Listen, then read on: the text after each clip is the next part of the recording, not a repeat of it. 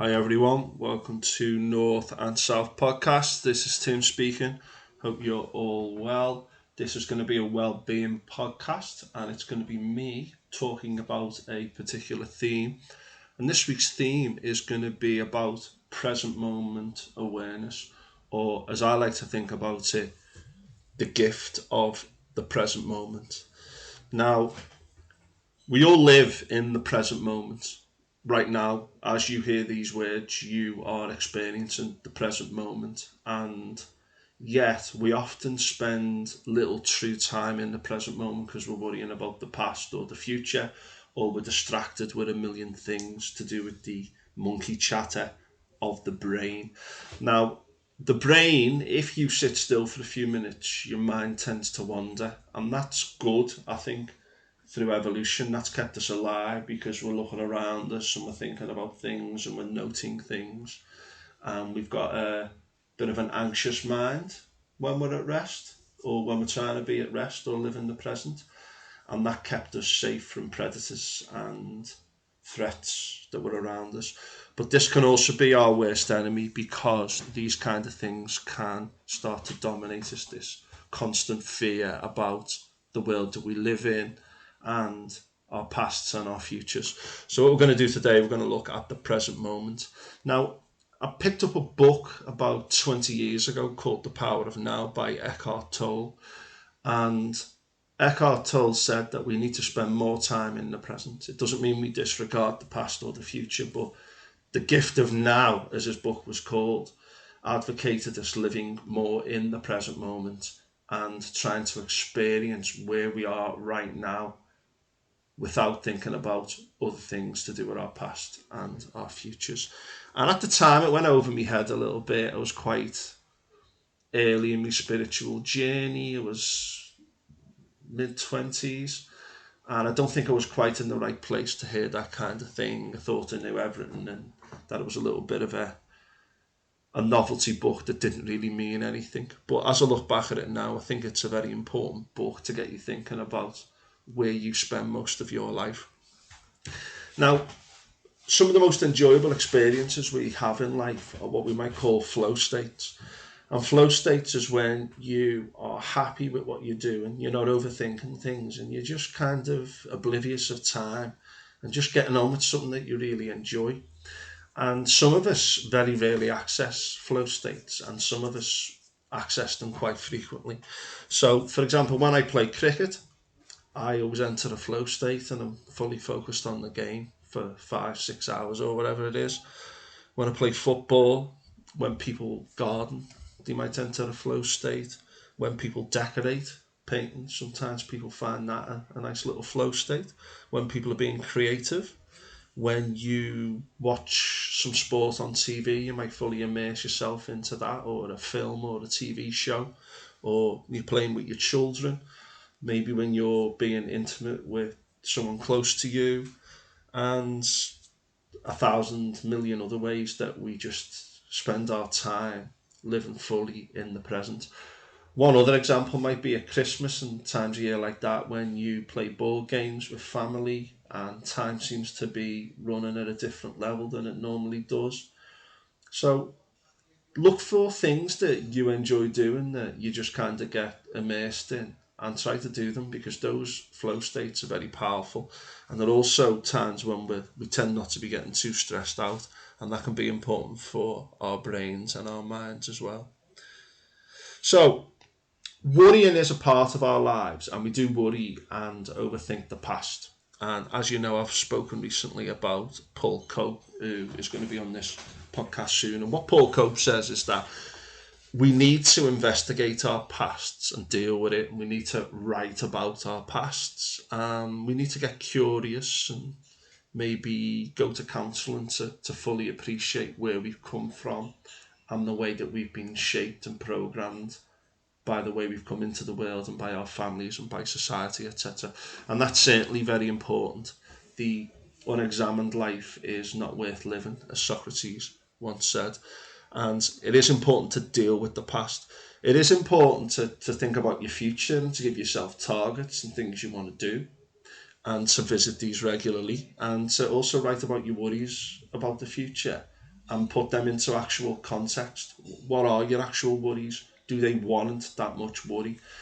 Mark Twain once wrote, I think it was Mark Twain, that some of the worst things in my life never actually happened, which means that we spend a lot of time worrying about things which don't always come true. And some of the most miserable times in our lives can be worrying about things that don't turn out as bad as we think that they will. Someone I know, our host Sheila, said recently, and she often refers to these special moments that you spend with your children. And special moments are these times when something nice is happening or something good's happening in your life, and it's about really going, this is nice. I'm appreciating this moment right now. And for me, it's when I spend time with my son, who's now 3.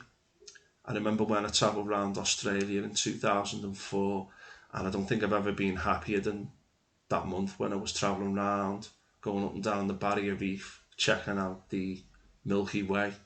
And if you ever get a chance to go to the Southern Hemisphere, to a place free of light pollution, because we were in the outback for a bit, the Milky Way, to see that, just absolutely spectacular. And those moments of beauty and appreciation of beauty that you sometimes get when you listen to a beautiful piece of music or you see something beautiful, they're really important gateways to present moment awareness and true gratitude of the situation that we're in. So embrace them.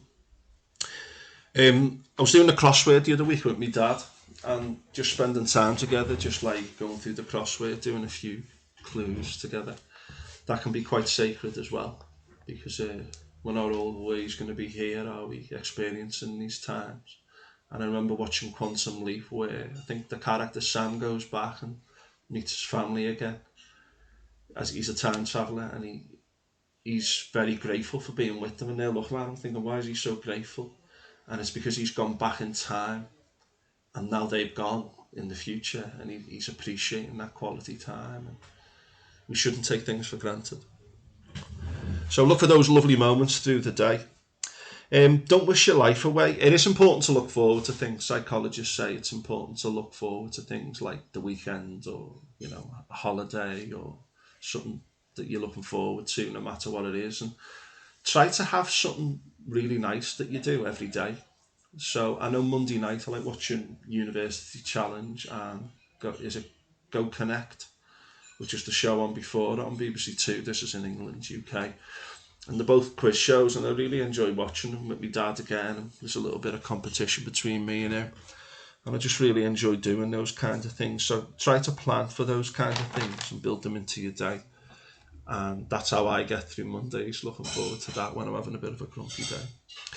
I've mentioned before about mindfulness and looking around you and noting 5 breaths and using your 5 senses. What can you see, hear, etc. I've mentioned that before on other podcasts, but that's a great way of just immediately accessing the present. 5 breaths, focus on them.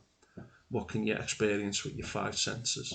Just to enter that present moment, and then try and stay there as much as you can. So try to live in the here and now, because at the end of the day, this is it.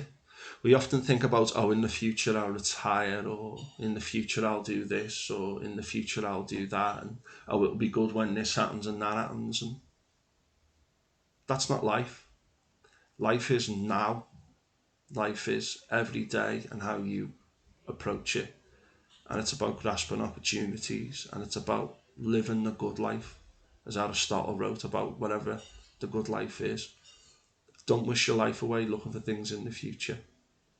Invest in the now, because that's where we live, folks, and it's a tragedy. The great tragedy of human existence is our failure to truly grasp the power of the present moment, with our loved ones, with our friends, families, all the connections that matter to us. So be vigilant. Watch your mind. How do you talk to yourself? Often we talk to ourselves very negatively in the present. Don't let that negative voice dominate. Try and watch your mind for a week. How do you talk to yourself? Is that taking you away from the present, the appreciation of the present? Be grateful for that voice, but don't let it dominate. Put it in its place. At the end of the day, all you need is love, and listening to amazing music, experiencing people that matter to you, that are close to you. That is true happiness. And the more time we spend here, it might be with pets as well, the better. Okay, so go here into the present moment regularly, and if necessary, just take a step back now and again and just go, wow, I'm just here, look around, see what's going on. What's your ego doing, your mind? Is it helping you or hindering you? Just take a step back and notice what the mind's saying. That's called meta thinking, when we think about how we're thinking. Is that helping us? Is that assisting us? Or is it getting in the way? Yes, we need to plan for the future, but sometimes we need to ignore that little voice inside. And one strategy I use is I have a to-do list. So if something is on my mind, I'll go, right, I'll write that down, come back to it later. I'm not going to let it dominate me in the here and now. So mindfulness techniques are good. Meditation, I'm going to do a podcast on meditation soon, because I want to fully explain how that's changed my life and how it can change your life as well, and how you can use what you learn in meditation in your everyday life, the moment to moment kind of experiences that you are in.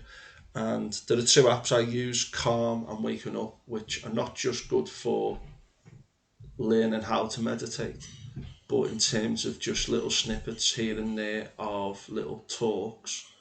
So Waking Up is an app that has lectures with people about mindfulness, and Calm has a number of different things like mindful music and things like that.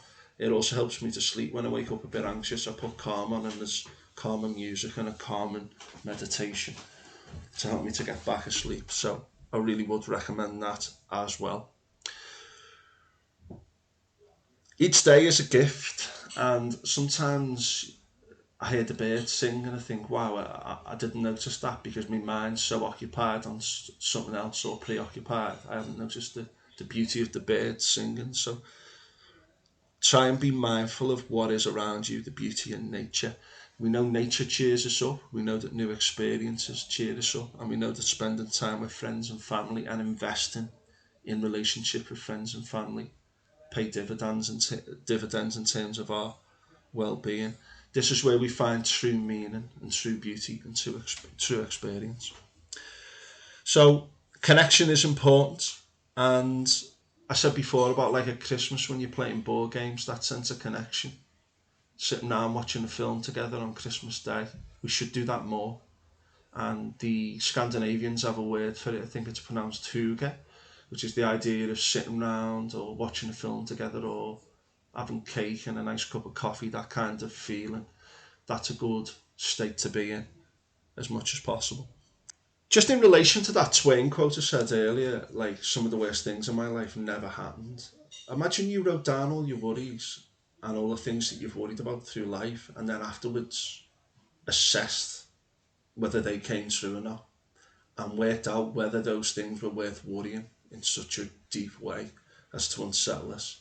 And again, that's where true wisdom comes from, being mindful of that and applying that to future and present situations based on our experiences of the past. And I've spoken before about journaling. I do a gratitude journal. What went well, what could have been better, what things am I grateful for. And then I try to include a bit of like literature in there, like nice writing about my life that day and little things about what happened. I also had quite a difficult couple of days, Thursday, Friday. Something happened and I wrote about it to help me to process it rather than let it just spin around in my mind. And I feel like better equipped now to move on, and to deal with that. And again, that's where wisdom plays its part. When you experience anxiety as well, and I'm not going to talk about anxiety, depression, mental health issues in this podcast, but appreciating anxiety for sending you a message but not letting it dominate. That is where mindfulness and meditation can help you to just be happy with yourself, to be able to sit in a room by yourself and not feel alienated from yourself. I forget which philosopher said that one of the problems with humanity is people can't just sit in a room by themselves for a few minutes because the mind starts talking. And to be able to just be happy in yourself just for a few moments and not let things overawe you, I think that's a beautiful gift that we should access as much as possible. I always think about me nan. And my nan was quite a stoic person at times, and she didn't give much away. But I always remember my nan, who died in 2016. She was very easy to get on with, and she was just very calm and measured. I never saw her get angry until she was very old. Maybe she was a little bit demented, but she just stayed in control. Even if it was just an illusion, she just always appeared in control of things, and that nothing would upset her or bother her. And that's a great asset, to just ride the waves and not let it unbalance you too much, to show that equanimity, particularly when others are not at their best, to just say, right, here I am in this present moment, nice and calm and centered. I'm not going to get carried away with it. Even if you're just quiet for a few moments, even when there's a bit of an issue arising, just kind of take that step back and keep calm before you address the situation. So meditation, I'm going to talk about that more in a future podcast, but that basically means just looking at your thoughts and not reacting to them, and then trying to get into a state where those thoughts aren't coming as regularly. I'll investigate that more in a future podcast. But negative thinking, folks, stop the cycle, live in the present, be mindful of the negative mind, and don't let it take those present moment gifts away from you. So live now, live life, love yourself, love others, go and tell other people that you love them.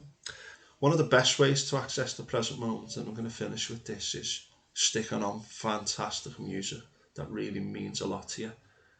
Dance around, sing, listen to music. I often see people in cars singing, and then you look at them and they stop. So what? Sing. It's a great way to get happy in the present moment.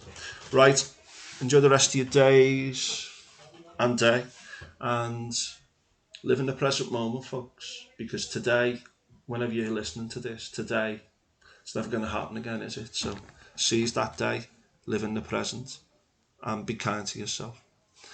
If you want to support me in any way you want to or can, you know the usual drill. You can support me through coffee.com. Notes in the podcast notes, you'll find out how you can do that. Also follow me on Twitter, TikTok. If you want to come on to the show, help out in any way, let me know. Please like, subscribe, share, etc., etc. on Spotify and YouTube. Look after yourselves.